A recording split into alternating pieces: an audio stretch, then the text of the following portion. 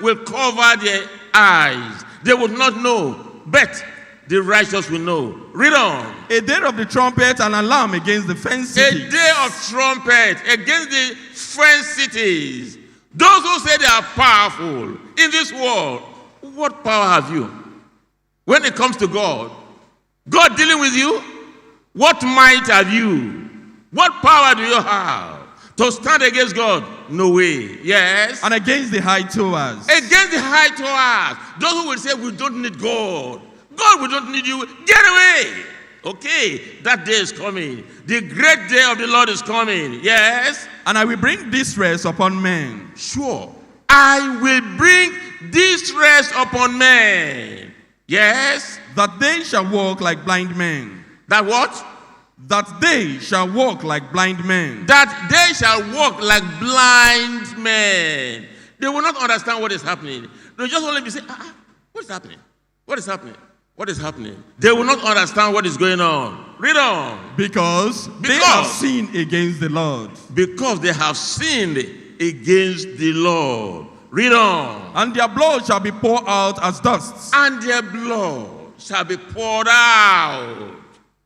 God will waste their blood. Yes. And their flesh as dung. And go on. Neither their silver nor their gold shall be able to deliver them in the day of the Lord's wrath. Neither their silver nor their gold. The money they have, the gold they have, cannot save them. Proverbs chapter 11 verse 4. Read for me.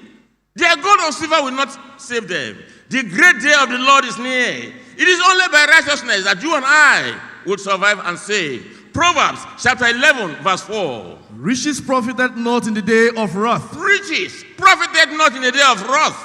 When God is annoyed with them, what money do you have? Silly money? Useless money? You want to bribe God with it? No way. Their riches will not deliver them. Yes. But righteousness delivereth from death. But righteousness delivereth from death. That is why at chapter 2 of Zephaniah, now read. It is those who seek God in righteousness that will be delivered. Zephaniah chapter 2 from verse 1. Gather yourselves together. Gather yourselves together. Yea, gather together. Let us now gather together as we are now gathered in the Christian Feast of Tabernacles. Read on. O nation not desired. Read on. Before the degree bring forth. Before that day, that fierce day, which no man knows of. Matthew 24 verse 36. Of that day and hour knoweth no man. That day is coming. He's coming. He's coming with a great speed. And it will only catch those who are not on the right side of God. Read on. Before the day pass as the shaft. Before the day will come and go away just like that. Yes. Before the fierce anger of the Lord come upon you. Have you heard that word? Before the fierce anger come upon you. Yes. Before the day of the Lord's anger come upon you. Read on. Seek ye the Lord. Seek ye the Lord. All ye meek of the earth. All ye meek of the earth. Yes. Which have wrought his judgments. What? Which have wrought his judgments. Read on. Seek righteousness. That's it. The capital word. Seek righteousness. Proverbs chapter 11 verse 4 has told us that riches cannot profit in the day of wrath, but righteousness will deliver. And that is why we now counsel ourselves to be on the side of righteousness. And so the minister now told us that yes, that day is coming. And how can we escape it? It is by seeking to do what God says we should do. Let me now match that with the second subject, that it is not by wealth and multitude of worshippers that one determines godliness and true faith. Jeremiah chapter 5, God read verse 1 to 3 tells us that the eyes of God are all over the place. Then he now mentioned the area where Jeremiah spoke from. Read Jeremiah chapter 5 from verse 1. Run ye to and fro through the streets. Read on. Of Jerusalem. Run to and fro the streets of Jerusalem. Yes. And see now. And see now. And know and seek in the broad places thereof. Look at that. The broad areas where there are so many. Yes. If you can find a man. Go on. If there be any that execute judgment. If you can find a man that seek after judgment, yes. That seeketh the truth. That seeketh the truth. And I will pardon it. And God says he will now pardon them. Read on up to verse 3. And though they say, as we have them today, so many in various churches, read on. the Lord liveth. The Lord lives, and you see them, they sing with their beautiful voices. Continue to read. Surely they swear falsely. Surely it is true. They swear falsely. Oh, God spoke to me last night. God says, you do this and do that. Oh, I'm not saying this in the name of Jehovah. I'm not saying in the name of Christ. Though they swear falsely. Yes? O Lord, are not thy eyes upon the truth? And not thy eyes upon the truth? Thou hast stricken them. Oh, stop there. So it is the truth that will save us. It is not by multitude of people. And the minister rightly cited Matthew chapter 7 from verse 13 right down. The way of unrighteousness is broad, large, it accommodates. But let us now remind ourselves of Revelation chapter 3, verse 17. Talking about the Laodicean church. They were rich, they were wealthy. But the man of God told them that they are naked and they won't have life. Revelation chapter 3, verse 17.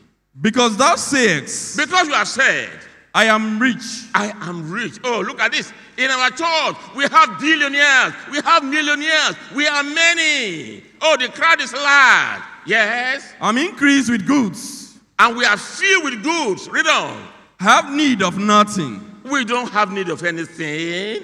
We have jet planes. We can fly anywhere. The crowd is so many. Oh, my congregation is large. I had the largest congregation in the whole world. And so what? But you will not hear what God now says about them. We are now reading Revelation chapter 3, verse 17.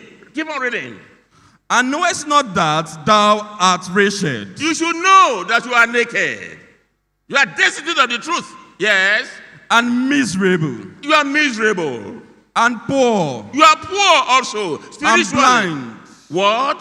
And blind. And you are also blind. And naked. And you are naked. So it is not by multitude of people, by the word that they have, that makes them to be the child of God or the church of Christ or the church of God. Indeed, brothers and sisters, I think this should be enough for my comments on the subject discussed by the two ministers. I thank you all, brothers and sisters.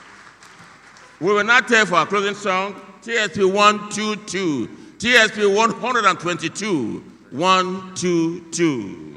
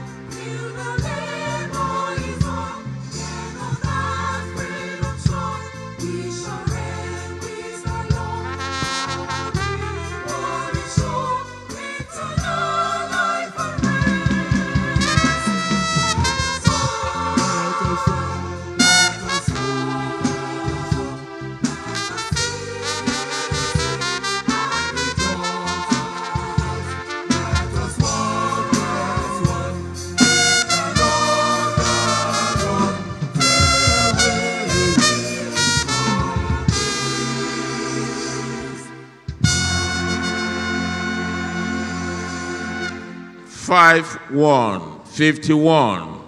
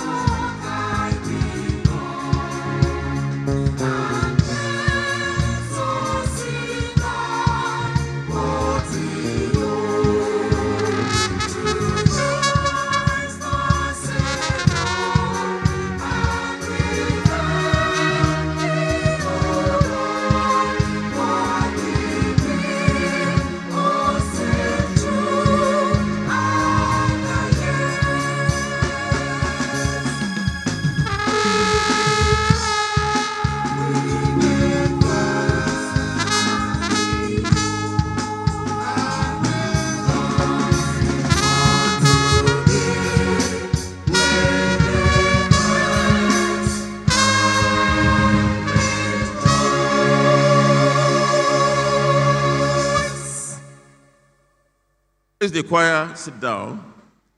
Before we take doxology, we want to remind ourselves again of the normal announcement. When we close, please, let us be our brother's keeper. When you are going, go in twos. Those who have vehicles, help your own brother or sister to a place where we know you can get good vehicles to get home. Brothers, sisters, and friends, this is quite all right. Let us now rise and take TSP 189 Part 2. 189 Part 2.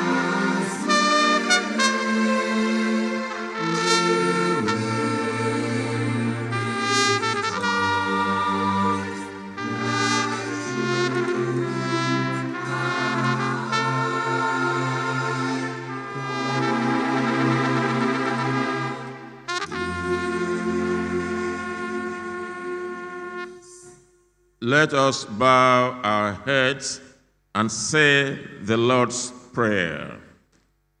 Our Father, who art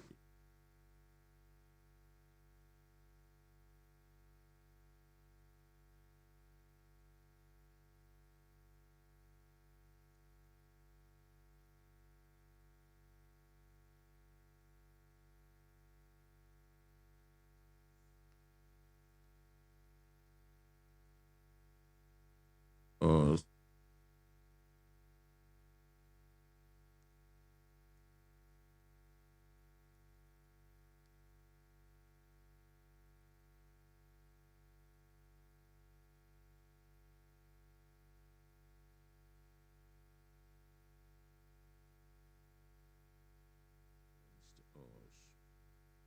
And leave us not in temptation, but deliver us from evil. Amen. Hail Jehovah and Jesus Christ. Happy Feast of Tabernacles.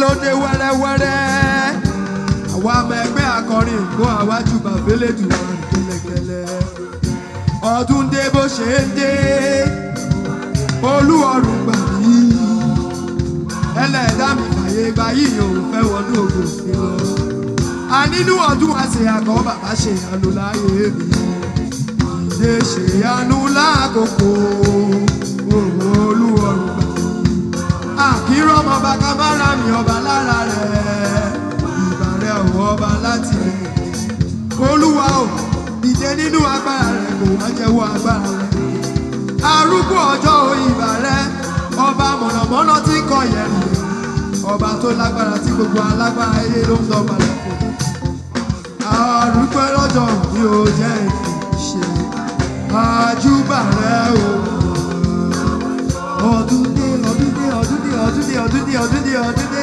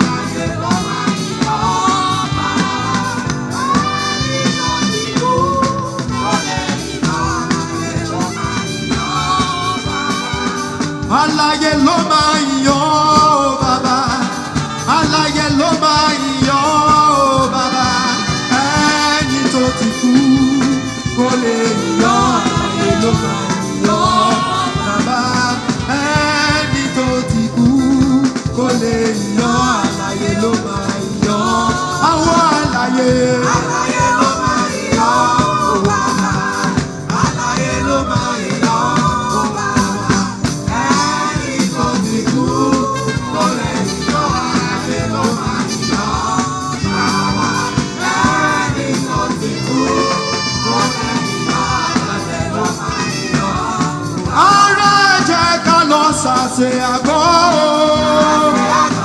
Olúwa kálàṣẹ.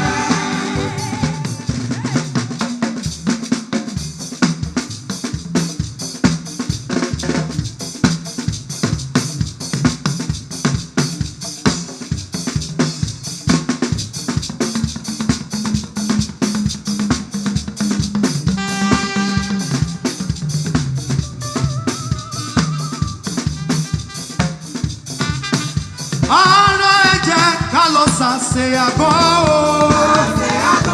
Olúwa kálàṣẹ. Ará ẹ jẹ́ ká lọ ṣàṣe àgọ́ Olúwa kálàṣẹ. Àní Kérésìmesì kan, ọdún tuntun kan, gbogbo àti kásítà ayé yìí kan. Ará ẹ jẹ́ ká lọ ṣàṣe àgọ́ Olúwa kálàṣẹ. Ará ẹ jẹ́ ká lọ ṣàṣe àgọ́ Olúwa kálàṣẹ. Bàbá mi àtọ̀lọ́run mi, mo fi ìgbàgbọ́ kọ́ mi, ìgbàgbọ́ mi dúró lórí ẹ̀jẹ̀ àtọ̀dọ̀dọ̀ Jésù, mo dúró lé Kristi bàtà ilẹ̀ mìíràn, ìyọrin ni ó, mo dúró lé Kristi bàtà ilẹ̀ mìíràn. Ọba ni o, ọba ni o, ọba ni o, ọba ni. Ọba ni o, ọba ni o, ọba ni o, ọba ni.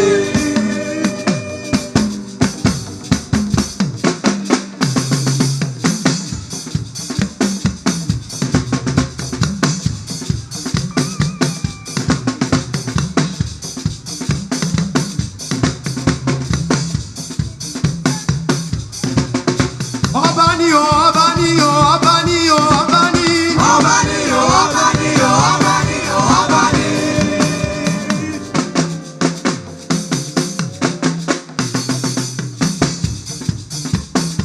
Ọba lórí ayé, lórí ayé.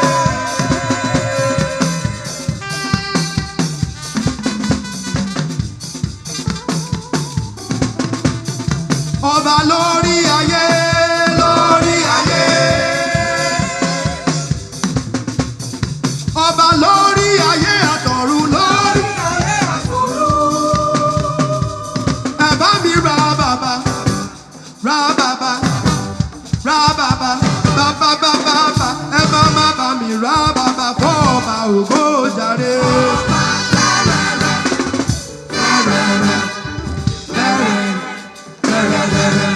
Lárí ayé.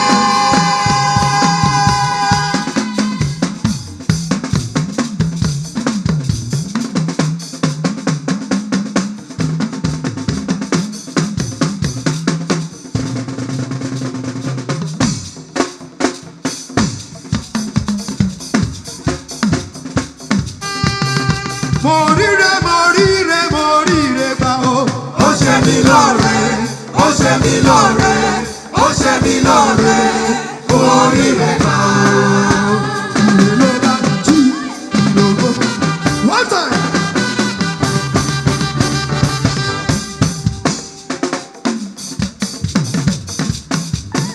Mo ríre, mo ríre, mo ránú gbà o. Ó ṣe mí lóore, ó ṣe mí lóore, ó ṣe mí lóore, mo ríre gbà o. Ló bá mi jí, ire ló bá mi sí, ire ló bá mi. Ọba ọba ọba ọba títí ayé.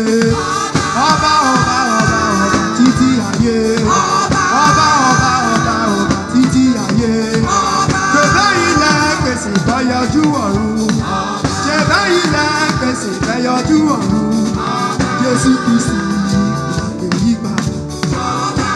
Arabaribiti aribirabata. Arabaribiti aribirabata. Ọba ọba ọba ọba títí ayé. Ọba ọba ọba ọba títí ayé. Ṣé lẹ́yìn lẹ́gbẹ̀sẹ̀ fayọ̀dún ọ̀hún? Jésù Kristi. Arabaribiti aribirabata. Ìrèmí ní ìlà oòrùn àti ní ìwọ̀ oòrùn. Olúwa o. Ọba rere dára.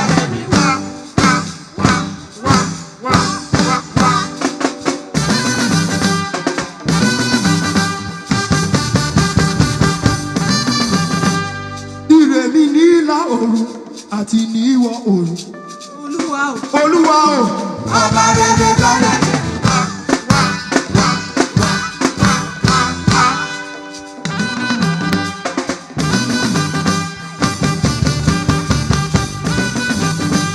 Bàbá jáde lọ sí ìlà oòrùn.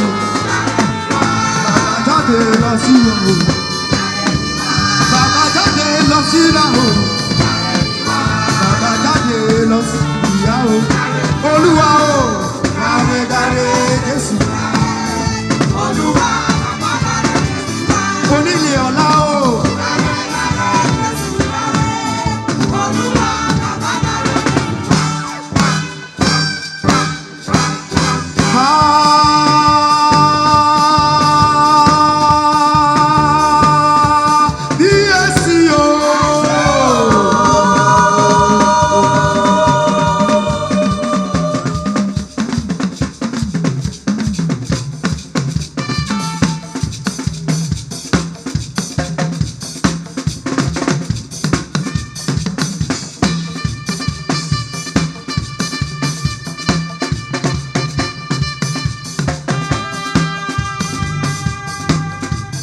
Èmi ò yíyọ́ o bàbá. Èmi ò yíyọ́ o bàbá.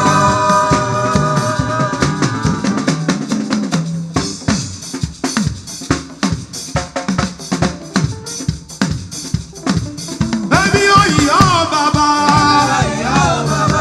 Ẹ̀rù mi tí kò kọ ọ̀rọ̀, ara mi tí kò kọ aṣọ, ẹsẹ̀ mi tí kò kọ bàtà.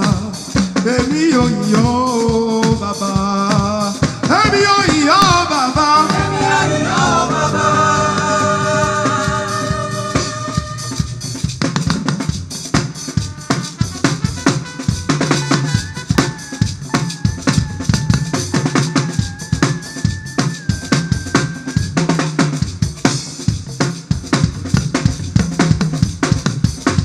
Mo wá sọ pé ìrẹ́ o, ta ló dàbí ìrẹ́ o?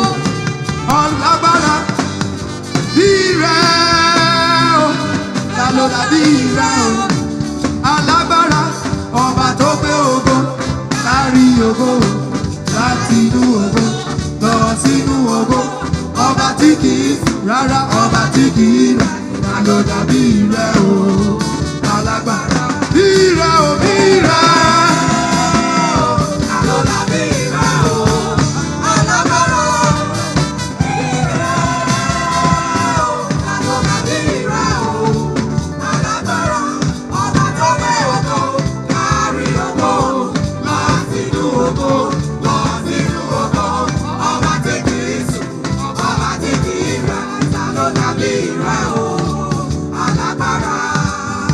Bí ìrẹ́ o, ta ló dàbí ìrẹ́ o? Alágbára. Bí ìrẹ́ o, ta ló dàbí ìrẹ́ o? Ọlọ́run wa, ọba tó gbé ògo kárí ògo láti inú ògo lọ sínú ògo. Ọba tí kì í sùn, ọba tí kì í rẹ̀, ta ló dàbí ìrẹ́ o? Alágbára. Bí ìrẹ́ o. Ta ló dàbí ìrẹ́ o? Alágbára.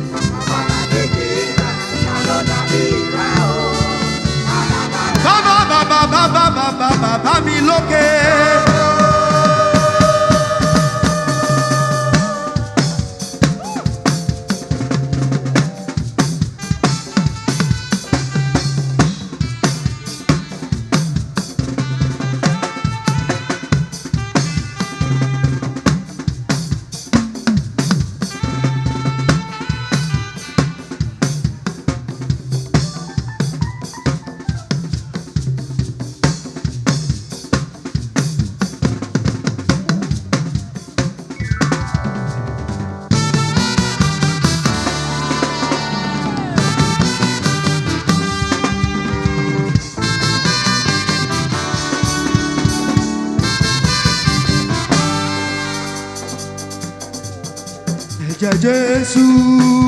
Jésù.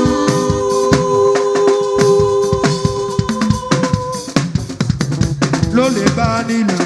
Ló lè bá nílẹ̀. Òmìnira fẹ́ni tó gbàgbọ́ nínú rẹ̀. Òmìnira fẹ́ni tó gbàgbọ́ nínú rẹ̀.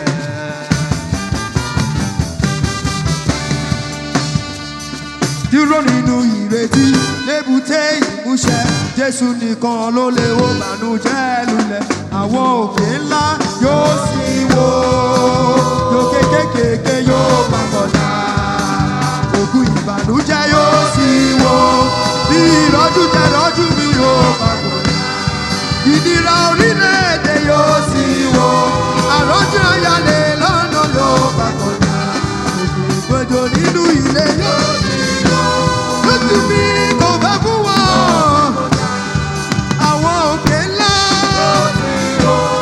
Òkè kéké ìkọ̀ọ̀ta.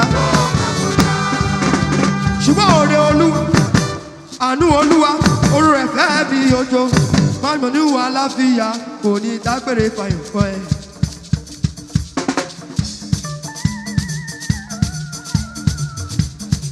Ẹyọ ará mi kí ló wà? Olúwa bú wa níyà nígbẹ̀kún o.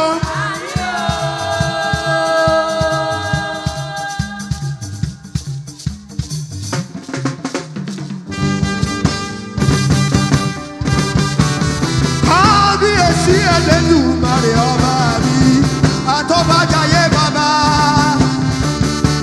òyígíyigì ọba mi, orúkọ Jésù, orúkọ Jésù. Ló gbanilà lọ́wọ́ nísàn. Orúkọ Jésù, orúkọ Jésù, orúkọ Jésù, orúkọ Jésù, orúkọ Jésù, orúkọ Jésù, orúkọ Jésù, orúkọ Jésù, orúkọ Jésù, orúkọ Jésù, orúkọ Jésù, orúkọ Jésù, orúkọ Jésù, orúkọ Jésù ló mórí mi wú o.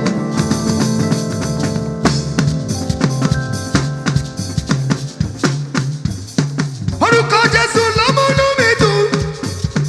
Orúkọ Jésù ló mórí mi wú o. Orúkọ Jésù ló múnú mi dùn. Mo sọ pé jíjó Jésù Kristi. Ẹ bẹ̀rẹ̀ mọ́lẹ̀ kẹ́ máa jọjọ. Jíjó Jésù Kristi. Ẹ bẹ̀rẹ̀ mọ́lẹ̀ kẹ́ máa rẹ́.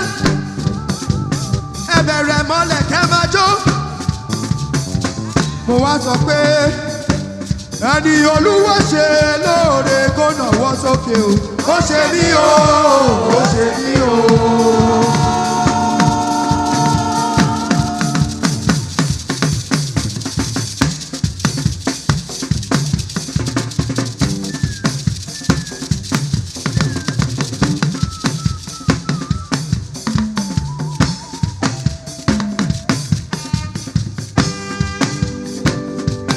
Ẹni Olúwa ṣe lóore kó nàwọ́ sókè o. Ó ṣe mí o, ó ṣe mí o. Mo dúpẹ́ lọ́wọ́ Jésù olùgbàlà. Hallelujah, mo wá dúpẹ́. Ènìyàn ló kọ́lé alájà mẹ́fà tó dáde láyé. Mo dúpẹ́ lọ́wọ́ Jésù olùgbàlà. Òmùkùlù,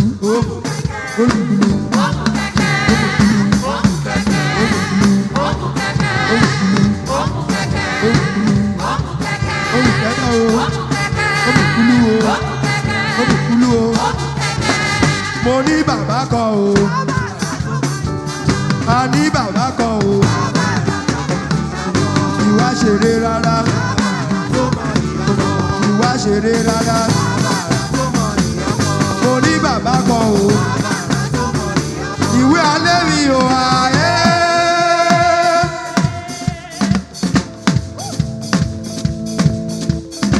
Ìwé alẹ́ mi ò jàre. Igbó mọ ìwé lẹ́kù èèmọ̀ ju yàjẹ́kù. Omi mọ ìwé lẹ́jà èèmọ̀ mi yàjẹ́já. Jésù kì mọ wẹ́lẹ́ o èèmọ̀ ju yà lórí mi o. Ìwé alẹ́ mi ò jàre. Ìwé alẹ́ mi ò jàre. Igbó mọ ìwé lẹ́kù èèmọ̀ ju yàjẹ́kù. Omi mọ ìwé lẹ́jà èèmọ̀ ju yàjẹ́já. Jésù kì mọ wẹ́lẹ́ o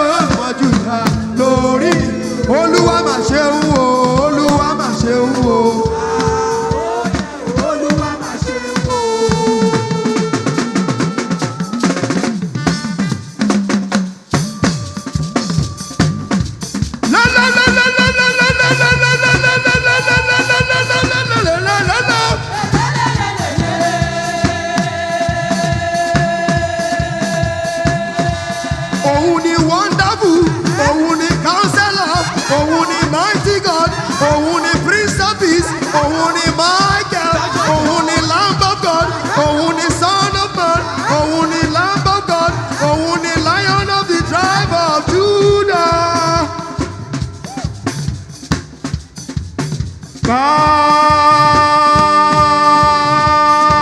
Kábíyèsí o.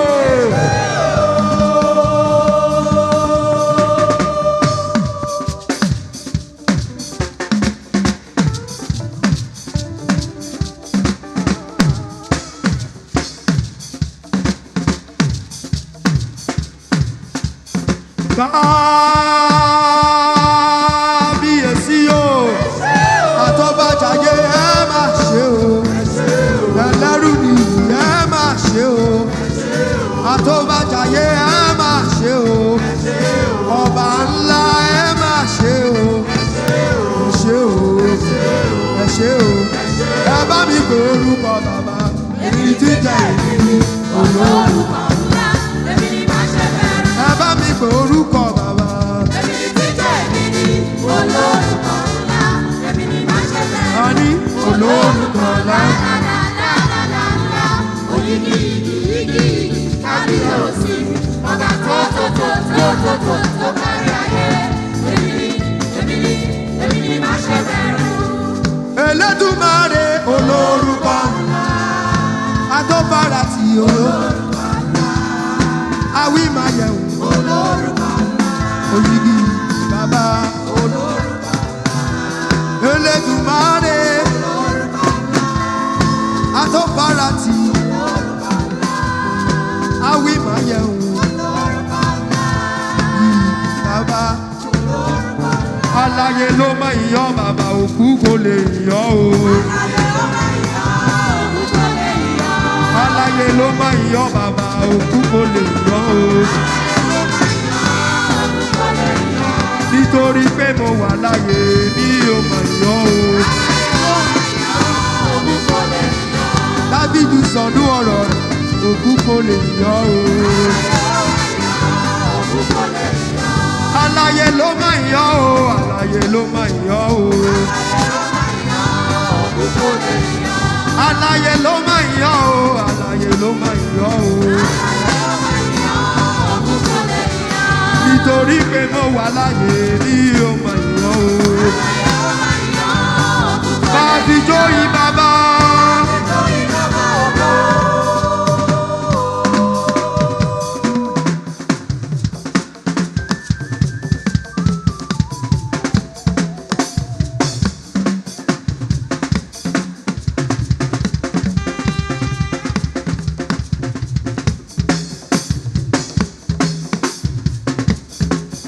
Gbèsè ọpẹ́ mi pọ̀, èmi ò lè sọ tán. Àmọ́ síbẹ̀síbẹ̀, òun ó ṣe wọ́n tí mo lè ṣe. Bàbá aláàánú mi, ẹ máa ṣe o bàbá. Gbèsè ọpẹ́ mi pọ̀, mi ò lè sọ tán. Àmọ́ síbẹ̀síbẹ̀, òun ó ṣe wọ́n tí mo lè ṣe. Bàbá aláàánú mi, ẹ máa ṣe o bàbá.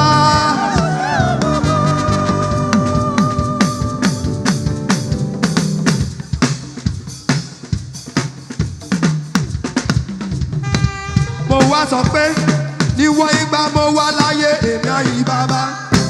Ẹni kò lè yin Ọlọ́run òkú pélété ni. Ọba onílé ayọ̀ ẹ̀gbẹ̀gà ọba ẹlẹ́nu. Ẹ bá mi gbólúwa ga o. Elédùmarè bàbá. Atọ́fara ti ọba.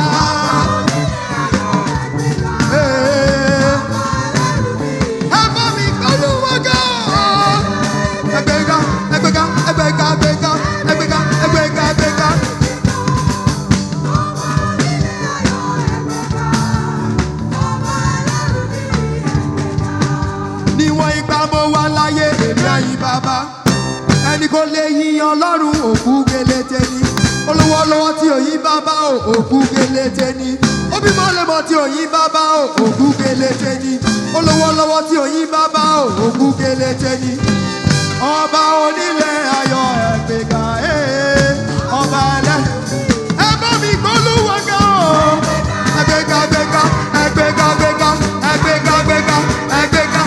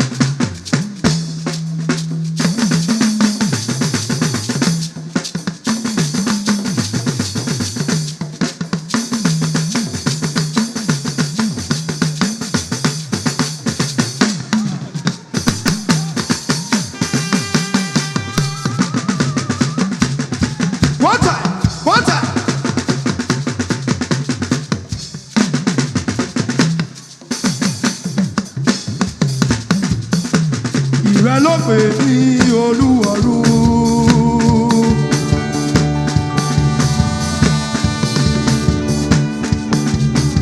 Èmi náà màmá rẹ̀ àtọ́bí jù. Ṣe rere fún mi o bàbá lójú. Mo dé o. Mo dé o. Bàbá mi mọ́. Bàbá mo dé o. Mo dé mo dé mo dé mo dé mo dé mo dé mo dé mo dé mo dé bàbá mo dé mo dé. Wá bá mi ṣe tèmi o bàbá. Wá bá mi ṣe ti ìjọ mi o bàbá mi o. Wá bá mi tẹ́ ti GKS o bàbá. Ní ilé mi ní ọ̀nà mi o lọ́nà mi o bàbá mi o. Bá mi ṣe tèmi o bàbá mi o. Bá mi ṣe tèmi o bàbá. Mo wá sọ pé ìgbàgbọ́ nínú Jésù, ìgbàgbọ́ nínú Kristi, kí n dojú tì ní. Ìgbàgbọ́ nínú Olúwa, kí n dojú tì ní. Àlàáfíà nínú ayé mi o. Àlàáfíà nínú ayé wa o. Àlàáfíà nínú ẹbí wa o.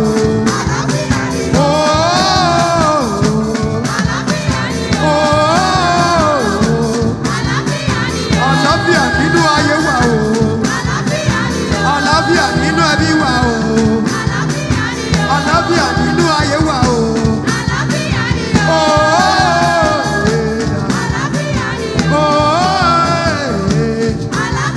Ògo, ògo, ògo.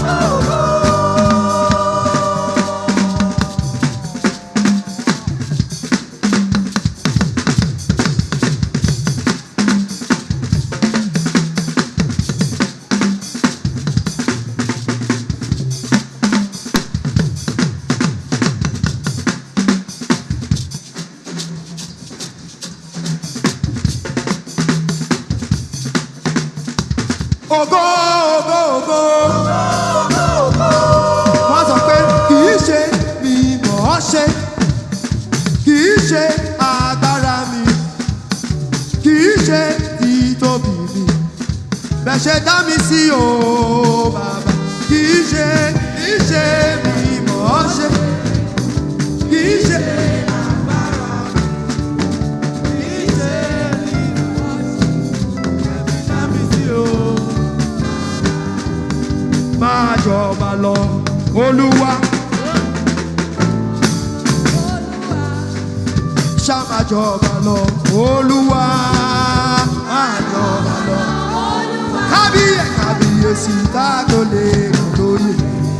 Alágbára tá kò lè ṣẹ́gun ní. Ìjọba rẹ̀ dùn mọ́ mi. Máa jọba lọ, Olúwa. Àmọ́ pẹ́ wá mú ìwá o. Sá.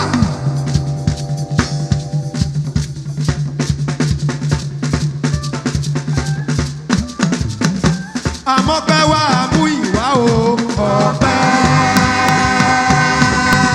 Ọpẹ́ sá.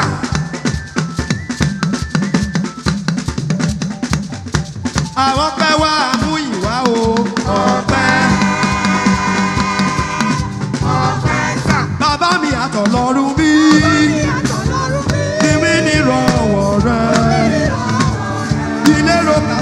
Ayé ọ̀la orúkọ rẹ̀. Àbí kò ṣe rere fún wọn, ó mà ṣe rere fún. Àbí kò dá wọn láre. Ẹ̀jẹ̀ rẹ̀ ṣe ń fún mi, ẹ̀jẹ̀ rẹ̀ ṣe ń fún mi. Jésù Kristi ọmọ Ọlọ́run o. Gbẹ́gẹ́gbẹ́gẹ́ ọ̀ ẹ bá mi gbé Jésù ga.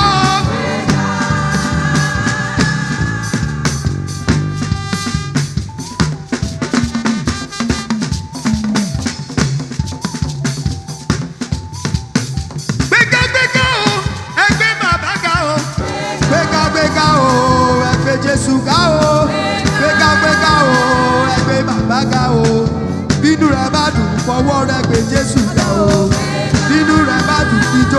Jésù ga o. Gbéga gbéga o, gbé Jésù ga o. Ẹ màmá bá mi gbé Jésù ga o.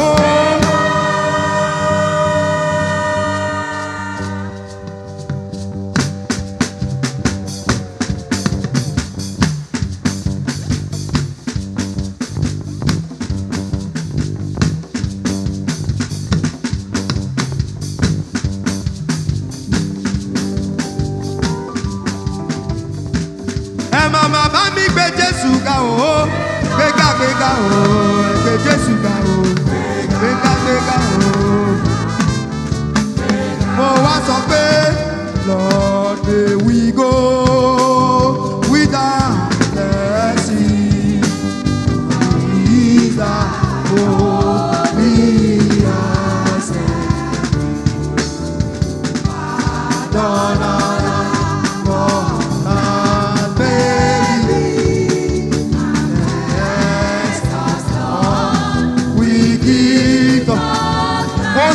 lójú pé lọ́dẹ.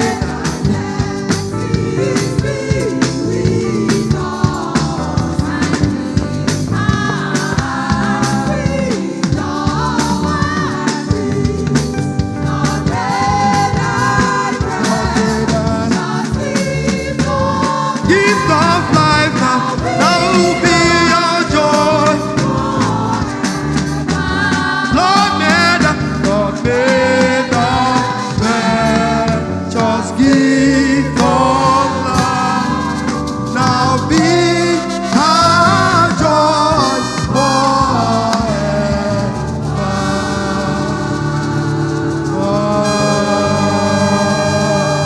Happy Feast of Tabernacles.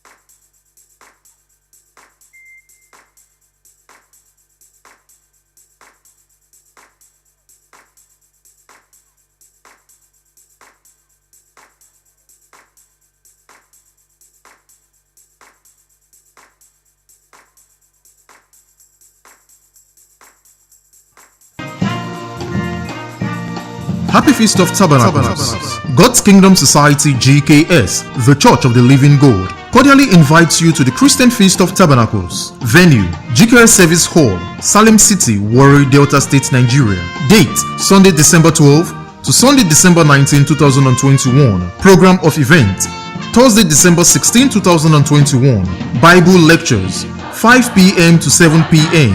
Subjects: 1. Why worshippers of God should always pray and wait on God. 2. As Christians, we must examine ourselves always. All lovers of truth and righteousness are cordially invited. And ye shall know the truth, and the truth shall make you free. John 8:32. Happy Feast of Tabernacles.